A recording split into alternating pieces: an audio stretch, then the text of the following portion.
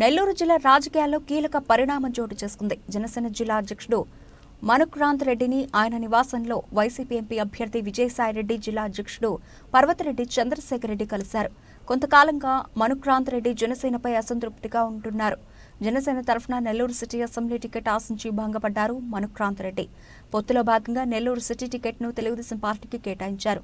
తన అనుచరులతో చర్చించి 1-2 రోజుల్లో నిర్ణయం తీసుకుంటానని మనుక్రాంత్ రెడ్డి తెలిపారు. జనసేన పార్టీ జిల్లా అధ్యక్షుడు మనుక్రాంత్ రెడ్డిని వైసీపీలోకి ఆహ్వానించాం.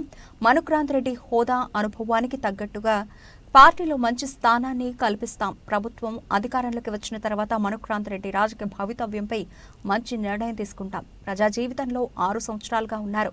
ఆయన చేరిక వల్ల పార్టీ కూడా బలోపేతమవుతుంది. వైసీపీలోని కీలక నాయకులు తనను వైసీపీలోకి ఆహ్వానించారు. ఈ గౌరవం కొద్దిమందికి దక్కింది. పార్టీ నేతలతో చర్చించి 1-2 రోజుల్లో నిర్ణయం తీసుకుంటా. మెజారిటీ ప్రజలు మద్దతు తెలుపుతున్న పార్టీలో చేరుతున్నా. వచ్చే ఎన్నికల్లో పోటీ చేయాలనుకున్నా సీటు రాకపోవడం కూడా నేను పార్టీని వీడేందుకు ఒక కారణం. ఎవరికన్నా కోట దాటి వస్తున్నాడా? లేదు. ప్రజలు ఇంత కష్టాలు పడుతుంటే కనబడదు. ప్రజలు ఇంత కష్టపడుతుంటే అసలు వినబడదు.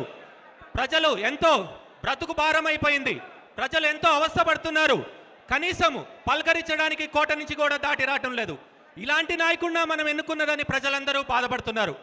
నిజంగా జగన్మోహన్ రెడ్డి గారికి ఎంతో మంది ఎన్నో మీటింగ్లు పెట్టి ప్రజల సమస్యలు ఎన్నోసార్లు చెప్పారు. కానీ ఆయనకి ఎక్కటం లేదు. మనం ఆయన స్టైల్లోనే చెప్తాము. ఈ వైసీపీ ప్రభుత్వంలో పెట్రోల్ డీజిల్ ధరలు బాదుడే బాదుడు,